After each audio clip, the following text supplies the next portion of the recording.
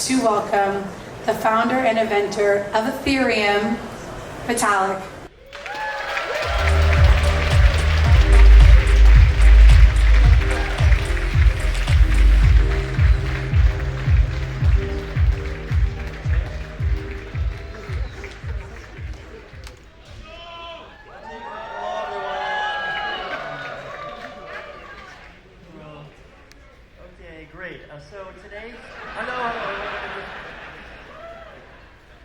So today what I wanted to talk about is some of the stuff that's going to happen in Ethereum over the next couple of years, but also talk about it from the point of view not just of like what's going to happen with the technology, but also from the point of view of like what does this actually mean for people who are building things on Ethereum.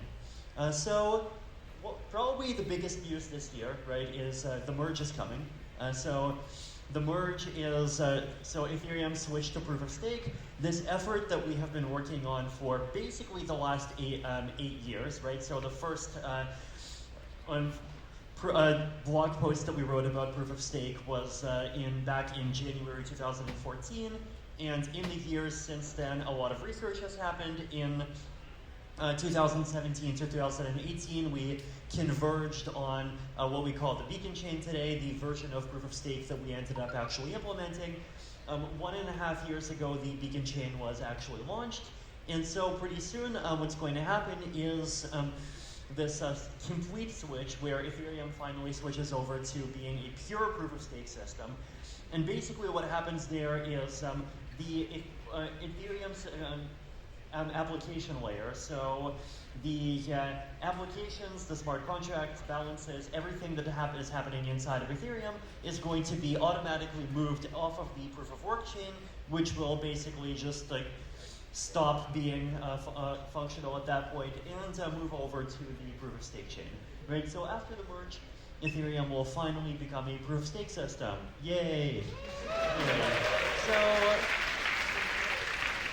Now, the merge is only the first step in this fairly long and complicated roadmap that we have, right? So after the merge, there's a bunch of other things that we plan on focusing on, but probably the biggest focus immediately after the merge is going to come on scalability, right? So scalability is also a problem that we've been talking about, we've been complaining about, we've been thinking about how to fix, pretty much since the beginning of the Ethereum project and even before the chain launched all those years ago. And it's something where we've been actively thinking about it. There have been a lot of groups that have been actively developing solutions. And there's a lot that has happened over the last couple of years in the layer 2 space in particular, right? So some of the roll-up projects, so projects like Optimism, Arbitrum, ZK Sync, Loopring, Scroll, StarkNet, this big long list of things exists now, and that's something that did not exist at all, 3 years ago, and it's just made a huge amount of progress over even the last year, right? But there's even more work on scalability left to go. So people who have been following the Ethereum core development process might have heard of Prototank Charting. So this is one of the next big EIPs that is in the process of development and is coming to Ethereum after the merge. So basically, the goal of Prototank Charting is to create what we call these data transactions that have these data blobs. And the point of this is to just increase the capacity of the Ethereum chain to hold a much larger amount of data, right? And there's this very nice synergy between these data blobs and layer 2 rollup projects because rollups are very good at scaling transactions, but they need some space to put their data. And expanding the blockchain's ability to hold more data so that these layer 2 rollup projects can use is exactly what Prototank Charting is about, right? Now, Prototank Charting, as you can tell from the name, it's only the first step, right? So after Prototank Charting, there's going to be a second step, which is just called Dank Charting. And Dank Charting will massively increase the number of these data blobs that the chain can hold. So that's the long-term roadmap, right? The long-term roadmap is to basically increase the amount of data that the Ethereum chain can hold up to somewhere around 16 megabytes every slot, right? And today, the average block is only about 80 kilobytes. So like massively increasing the amount of data that the Ethereum chain can hold. And it's done over the next a couple of stages. Prototank Charting is the first stage, and even Prototank Charting by itself is going to be a big improvement over how much data the Ethereum chain can hold today. Now, at the same time as improving how much data the Ethereum chain can hold, there's also another effort that's happening at the same time, which is improving how much data rollups use, right? So this is data compression in rollups. This is something that I've talked for a long time about as something that really needs to happen. Basically, trying to pack a much larger number of transactions into a much smaller amount of space, so that we just get a big scalability gain for free, right? We can pack more transactions without really having to spend more resources at all. So this is just this chart that I published about a week ago that kind of shows the different stages and how much you could do, right? So a transaction by itself, this is an ERC20 token transfer, takes about 188 bytes. And if you add different forms of compression, so taking out 0 bytes gets you down to 154 bytes, doing some signature aggregation takes you down to 128, making stateless compression even better, 75, and then even more advanced compression that where the decompression algorithm can look into the chain and look into the history, you can go all the way down to 23, right? So there's a lot of this work is work that's actually started to happen. So a couple of months ago, Optimism actually implemented a 0-byte compression. And ERC4337 is also an effort that's been really picking up steam over the last couple of months, right? So a lot of effort to help the Ethereum chain hold a lot more data, and a lot of effort to help every individual transaction in a rollup use less data.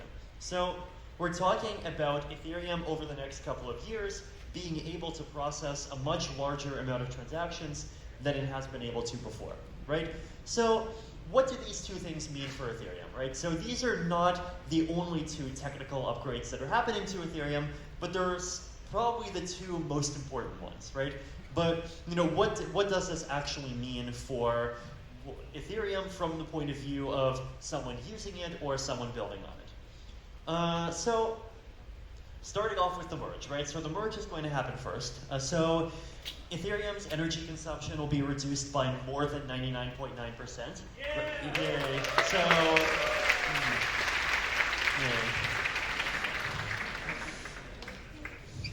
yeah. So it's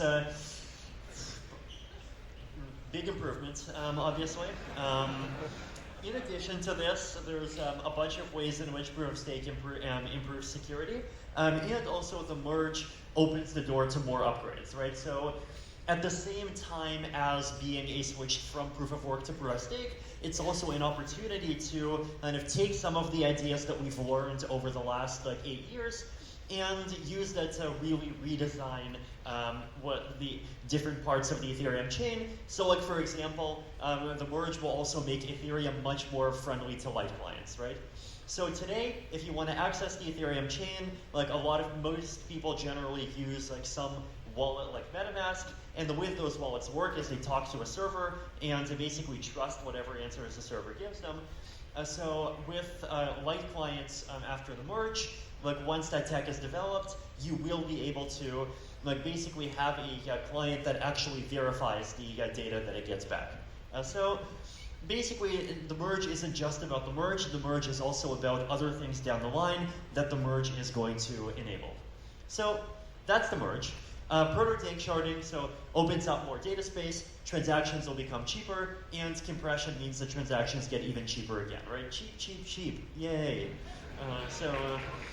Yeah, I know. Yeah, no, I know there's, inflation and 8.5%, and gas prices are going up, but here, gas prices are going down.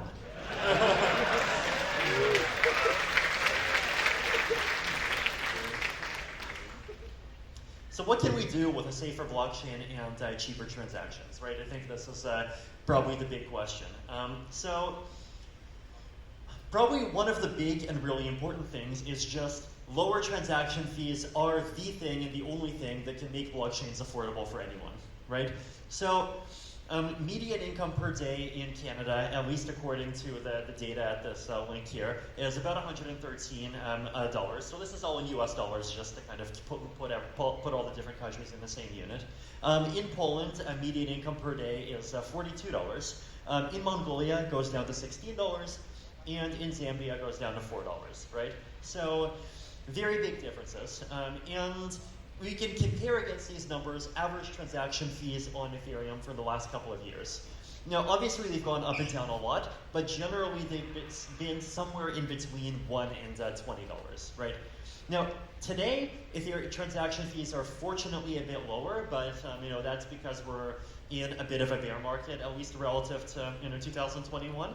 So that's obviously not something that we can count on, right? Like it's like basically, if we see one of these bull cycles pop up again anytime soon, then even the cheap transaction fees that we see today, it's not going to happen, or fees are going to go crazy again, right? So that's on the Ethereum base layer, right? And if you take, let's say, the middle of that range, let's take about $5, then you can see how, to a lot of Canadians, it can be affordable to send blockchain transactions for a lot of applications, but if we're talking about blockchains being this global thing that's supposed to, empower people who are not empowered today in underprivileged countries, then you can see how it starts looking less viable, right? Because we're talking about single transactions potentially taking up people's entire daily income.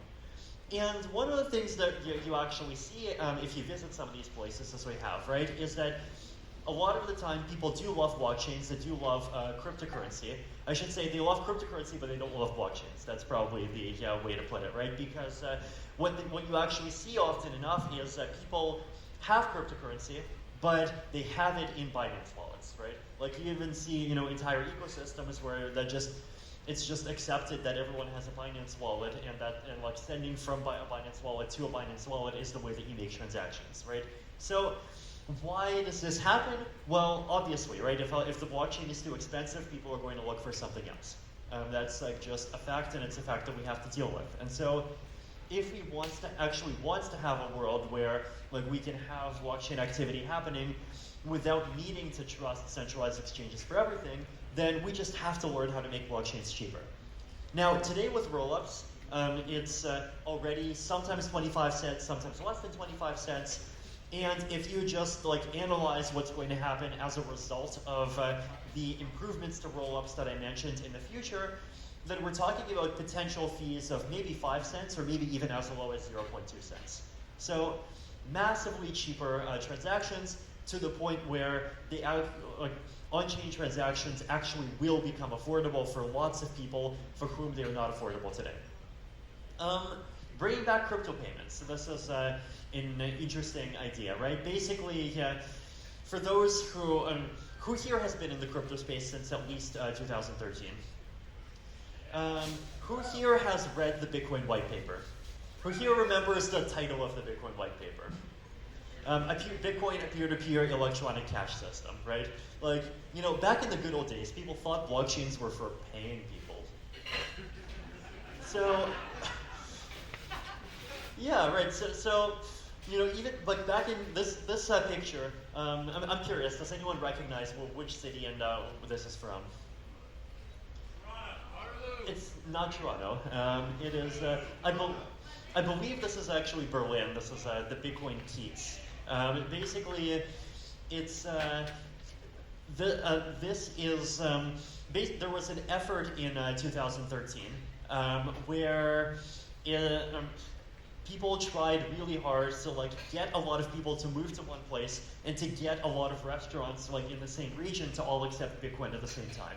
And there was this big social movement where people were really excited about just trying to get an in-person Bitcoin economy happening, right? And it started and it continued for some time, but fast forward a few years later, and people have mostly kind of stopped about talking about these things, right? And I think one of the reasons why is basically because blockchains for in-person payments have just stopped looking as attractive as it did before, right? And fees are just an obvious reason why, right?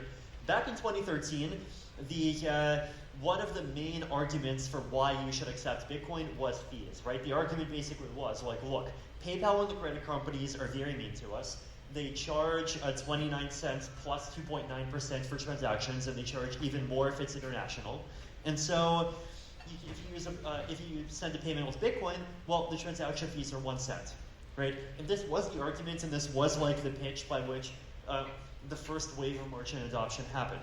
Now, since then, that argument has basically just become completely false.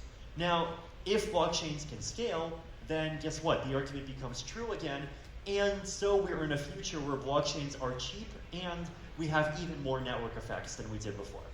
So the question is, if we have much more scalable blockchains, can we actually bring back crypto payments? And I think it's something that's going to be worth trying, right? Now, crypto payments are something that exists in a lot of different ways, right? So there's crypto payments on the internet, right? Lots of people use cryptocurrency for international payments already. Like, it's just something that happens quietly, and like people who do it, you know, they just quietly do it, but there's no reason for them to make a big marketing pitch and announce it, and so it is happening, but you know, there are a lot of cases where more of it could be happening and it just isn't happening yet. So there's also kind of consumer to merchant payments, like paying for goods with businesses. There is also in-person payments, right? So in-person payments we tried to do, and I think it may be worth trying to do again. There are obviously micropayments. There's many different kinds of payments, right? But this is the sort of thing that, like, today is a fairly niche thing, but I think especially with blockchains being much more affordable, it is something that could grow much more in the future. Non-financial applications, right? So one of the big things about Ethereum is, like, Ethereum is not just a payment system, right? And there's supposed to be this, like, big array of all of these other amazing things that you can use blockchains to do. ENS is probably the big one. Who here has used a non-financial application on Ethereum that's not ENS? Who here has used ENS? Right, so ENS is like by far the most popular non-financial application on the Ethereum blockchain, right? And I think the reason why is pretty clear. It's just a really valuable and useful tool. And I think the interesting thing about ENS is that it's like one piece of a puzzle where there are a couple of other pieces that are very complementary to it that can help to like actually create basically like some kind of decentralized identity ecosystem on top of Ethereum, right? So you have ENS, and ENS lets you have a username without that username being tied to a company that controls it. Account management, right? So let's say, who here remembers PGP? 1990s, crypto wars, everyone has their own public key, web of trust, right? There was this really big idealistic effort to try to kind of create this ecosystem where everyone would have their own cryptographic key. And with these, people would be able to sign messages, they'd be able to encrypt messages, we'd have privacy, we would have security, and like all without having to rely on intermediaries. But the network effects never really happened, and it just sort of never really panned out well, right? Now, fast forward to today. We have millions of people with crypto wallets, and we have millions of people that have private keys inside their own browsers. Now, why, right? Well, because they want to trade monkey pictures, right? So it's like, 1990s, you have these really kind of deep and philosophical arguments about like, there's this fundamental great battle between the authority of the nation state and the desire for individual freedom, and if you want to protect privacy and if you want to assert your independence, then cryptography is the future of ensuring freedom of the humanity. Fast forward 20 years and it's like, hey look, it's a monkey! And guess which one works better? So, now, this is like in one of the kind of interesting double-edged swords of the crypto space, right? It's like the problem with the pre-crypto sort of idealistic decentralized tech movement is that it never had enough incentives. The problem with the crypto space is that like it has great incentives, but at the same time, it has incentives that like go in very weird directions sometimes, right? So At the same time, though, like, we have actually created this ecosystem where lots of people have cryptographic keys, and we actually get the possibility of using these cryptographic keys for other applications and not just stuff on the blockchain. So there's this project called Sign In with Ethereum, where you can use your Ethereum wallet as a way to sign into web services. So if you go to chat.blockscan.com, you actually see there's like a chat application. It's basically like a Telegram clone, except you don't have to give your phone number to use it. You just like use your phone, sign in with your Ethereum account. And if, like, anyone who has an Ethereum address basically already has a chat.blockscan.com account. And if you know someone's ENS name, you can go send them a message. I mean, you can send me a message. I probably won't read it, but you can send me a message. I think Sign In with Ethereum is like one of those things that kind of expects to start slowly growing more and more over time, right? Now, one of the problems, though, is that if you just use cryptographic keys as your wallet, as your account, then like, what happens if your key gets stolen? What happens if you lose your key? What happens if like any kind of accident happens? Now, one of the kind of pitches that sometimes traditional Web 2 companies argue about, like, why Google can control your account and why it's good, is because they can do account recovery, right? It's like, if you lose your account or if something bad happens, there's like people and you can appeal to those people, and those people can give you your account back. Now, like, my personal experience with this argument is that it's like somehow actually not true, right? Like, I've personally talked to people who've had like trouble with their accounts with a lot of these Web 2 services, and they often they just can't get their problem fixed. Like, they reach out to support, and they just like get stuck. I mean, like, I personally, a few months ago, like, I had my Amazon account flagged due to like some suspicious activity thing because I dare travel between different countries. There's a form, and I filled in the form, and at some point they said, okay, well, we filled in the form, but we don't have enough information, and like, please hold on. And like, basically, I have not gotten my Amazon account back, right? So Web 2 companies are like, they talk about how, centralization is good because, at least provides recovery, but like somehow they've screwed this up so much that often they don't actually provide recovery. So what can we do? So Web3 can do this better, right? So for the last couple of years, I've been talking about this concept of social recovery, where like you can choose, who your recovery contacts are, right? And like you can make whatever choices you want. So you can say, I'm going to have 5 recovery contacts. 2 of them are going to be an institution, 1 of them can be my employer, 1 of them can be my dad, 1 of them can be a friend. And any 3 of those 5 can come together and recover your account and kind of reset your key to something else, right? And this is something that you can put into the rules on a smart contract, put that on chain.